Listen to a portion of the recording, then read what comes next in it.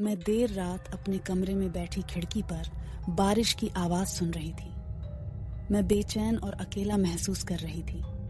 इसीलिए मैंने अपना फोन उठाया और अपने बिस्तर के सामने दीवार पर लगे शीशे के सामने कुछ सेल्फी लेने का फैसला किया। मैंने अलग अलग भाव और कोण बनाते हुए कुछ तस्वीरें खींची और उन्हें बिना जांचे अपने दोस्तों और अपने साथी को भेज दिया। काश मैंने अधिक ध्यान दिया होता, क्योंकि मैंने उत्तरों में जो देखा उससे मेरा खून ठंडा हो गया। जब बाहर बारिश हो रही थी, मैं अपनी बिल्ली के साथ सोफे पर बैठी थी। मुझे थोड़ी बोरियत महसूस हुई और मैं अपने दोस्त से बात करना चाहती थी। इसलिए मैंने हमारी एक तस्वीर खींची और उसे भेज दी। मुझे उम्मीद थी कि वो कुछ सुंदर या मजाकिया जवाब देगी, लेकिन इसके बजाय उसने मुझे एक संदेश भेजा जिससे मेरा दिल धड़कने लगा।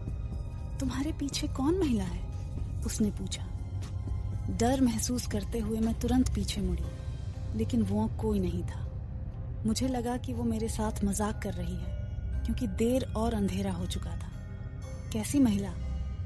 मैंने वापस टाइप किया। उम्मीद थी कि वो इसे हंसी में उड़ा देगी। लोल मैंने ये सोचकर वापस संदेश भेजा कि वो मेरे साथ खिलवाड़ कर रही है। उसने स्नैप को अपने कैमरा रोल में सहेजा और मुझे वापस भेज दिया। मेरे पीछे एक महिला थी, लेकिन वो नकली और धुंधली लग रही थी, जैसे उसे फोटोशॉप किया गया हो। मैंने इसे एक घटिया मजाक के रूप में टाल दिया और उसे मेरी और मेरी बिल्ली की कुछ और तस्वीरें भेजी। फिर मेरी एक और दोस्त ने मुझे वॉइस संदेश भेजा। मुझे ये सोचकर बहुत झुंझलाहट महसूस हुई कि वे एक साथ शरारत कर रहे थे, लेकिन फिर मुझे याद आया कि वे एक दूसरे को जानते तक नहीं थे। वे दोनों एक ही चीज कैसे देख सकते हैं?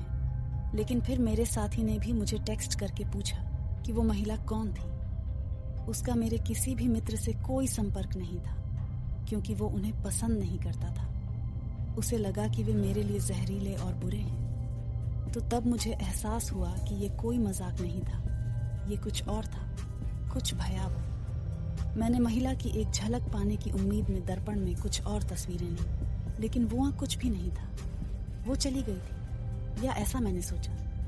जैसे ही मैं सोने जा रही थी, मैंने अपने साथी को शुभ रात्रि कहते हुए एक और तस्वीर भेजी, और तभी मैंने उसे देखा। मेरे ठीक पीछे मेरे बिस्तर के बाईं ओर एक महिला थी। उसके काले बाल, नीली सुंदरी, हरी आंखें और पीली त्वचा थी। लेकिन सबसे बुरी बात ये थी कि वो खून से लथपथ थी। ये उसकी गर्दन से टपक रहा था, जहां उसकी ठुड्डी के नीचे बाएं से दाएं तरफ एक चीरा था। उसने दर्पण की ओर ऐसे देखा मानो वो मुझे देख रही हो, लेकिन उसकी अभिव्यक्ति डरावनी थी। उसे ऐसा लग रहा था मानो वो मदद की गुहार लगा रही हो, या शायद मुझे किसी चीज के बारे में चेतावनी दे रही हो। जैसे ही मैं देखने के लिए मुड़ी, मैंने उसे अपनी आंख के कोने में देखा, लेकिन जब मैं पूरी तरह मुड़ी तो वो जा चुकी थी। मैं उस रात सोफे पर सोई, या कम से कम मैंने ऐसा करने की कोशिश की, लेकिन मैं इस एहसास से उबर नहीं पाई कि वो अभी भी वो ही थी और मुझे देख रही थी। जब मैं सो रही थी, मैंने एक घर का सपना देखा। एक ऐसा घर जिसके बारे में मैं नहीं जानती थी, लेकिन वो किसी तरह अब भी परिचित लगता है। मैं घर में धीरे धीरे और सावधानी से चल रही थी, जैसे किसी चीज से छिप रही हो या कोई। मैंने खिड़कियों से देखा, अभी भी धीरे धीरे चल रही थी। जैसे ही मैं सीढ़ियों से ऊपर बढ़ी, मैं एक कमरे में चली गई जो मेरे कमरे जैसा दिखता था, लेकिन मुझे उसमें असहजता महसूस हुई। ये मेरा कमरा नहीं था, ये एक जाल था। मैं तब तक चलती रही जब तक मैं खिड़की पर नहीं थी। मैंने इसे खोला और नीचे देखा, कोई रास्ता ढूंढने की उम्मीद में, लेकिन मैंने जो देखा उससे मेरी सांसें अटक गईं। बाहर एक अनजान आदमी था, जो बुरी मुस्कान के साथ मेरी तरफ देख रहा था। उसके हाथ में चाकू था जो खून से सना हुआ था। मैंने जल्दी से खिड़की बंद कर दी और ताला लगा दिया। उम्मीद थी कि उसने मुझे नहीं देखा होगा, लेकिन तब तक बहुत देर हो चुकी थी। उसने मुझे देखा था और वो मेरे लिए आ रहा था।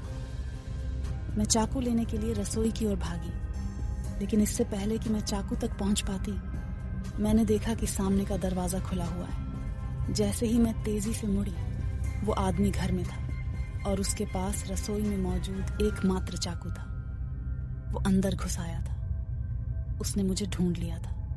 मैं सीढ़ियों से ऊपर भागी, किसी ऐसी जगह की तलाश में जहां मैं छिप सकूं, या किसी ऐसी चीज की तलाश में जिसका उपयोग मैं अपने बचाव के लिए कर सकूं। लेकिन दौड़ते समय मैं सीढ़ियों पर फिसल गई और फर्श पर जोर से गिर गई। इससे पहले कि मैं उठ पाती, मुझे अपनी पीठ में तेज दर्द महसूस हुआ। उसने मुझे चाकू मारा था। उसने मुझे पकड़ लिया था। मैं धीरे धीरे जितना संभव हो सका उसके चेहरे को देखने के लिए मुड़ी, लेकिन इस बार वो अकेला नहीं था। उसके साथ एक महिला थी, मेरे दर्पण की महिला। वो उसका हाथ पकड़कर बुरी तरह मुस्कुरा रही थी, मानो वो मेरी पीड़ा का आनंद ले रही हो। वो उसकी साथी थी, वो उसकी प्रेमिका थी, वो उसकी भूत थी।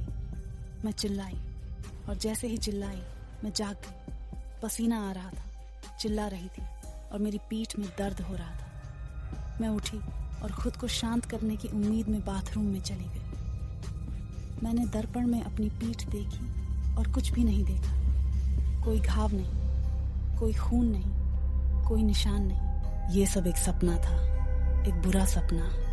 मैंने तय किया कि मैं कुछ कॉफी बनाऊंगी और सूरज निकलने तक जागूंगी। शायद तब मैं सुरक्षित महसूस करूंगी। लेकिन जैसे ही मैंने लाइट बंद की और बाथरूम का दरवाजा खोलने गया, मैंने उसे देखा। वो वहाँ आईने में टेढ़ी मेढ़ी मुस्कान के साथ मुझे घूर रही थी। उसके सभी दांत दिख रहे थे, नुकीले और लाल, मानो खून से लथपथ हो। ऐसा लग रहा था जैसे वो मुझे फाड़ देना चाहती हो। मैंने दरवाजा खोलने की कोशिश की, लेकिन वो बाहर से बंद था। किसी ने मुझे अंदर बंद कर दिया था। किसी ने मुझे अपने जाल में फंसा लिया था। मैं चीखती चिल्लाती रही, मदद की गुहार लगाती रही, लेकिन घर में कोई नहीं था। मेरे माता पिता सप्ताहांत के लिए गए हुए थे और दोपहर तक वापस नहीं आएंगे। मैं अकेली थी, अकेली उसके साथ। जैसे ही दरवाजा खुला, वो शीशे से बाहर आई और मुझ पर झपट पड़ी। मुझे नहीं पता, और न ही इसके बाद मुझे कुछ याद है। लेकिन जब मैं अस्पताल आई तो मैं अस्पताल में थी। मेरी गर्दन पर पट्टियां बंधी हुई थी और मेरी बाहों और पैरों में तेज दर्द हो रहा था। मैं अपनी जगह पर जमी हुई थी, जबकि मेरे माता पिता मेरे बगल में थे और रो रहे थे। मैं बोल नहीं सकती थी। ऐसा लगा जैसे मेरी स्वर रज्जू काट दी गई हो। जब उन्हें एहसास हुआ कि मैं जाग रही हूँ, तो उन्होंने मुझसे पूछा कि क्या हुआ था, लेकिन मैं बोलने में असमर्थ थी। मैंने बस उन्हें शून्य भाव से देखा, क्योंकि मुझे दर्पण में दिख रही महिला की याद आ गई। एक आंसू मेरे गाल पर लुढ़क गया। मुझे डर और उदासी का एहसास हुआ। ऐसा हुए 2 साल हो गए हैं, लेकिन मैं अभी भी बोल नहीं सकती।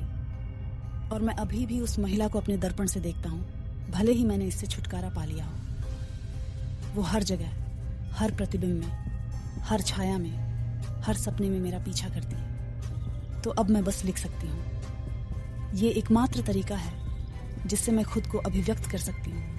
यही एकमात्र तरीका है जिससे मैं निपट सकती हूँ। लेकिन ये अब भी मुझे परेशान करता है, और मैं कभी भी पहले जैसी नहीं रहूंगी।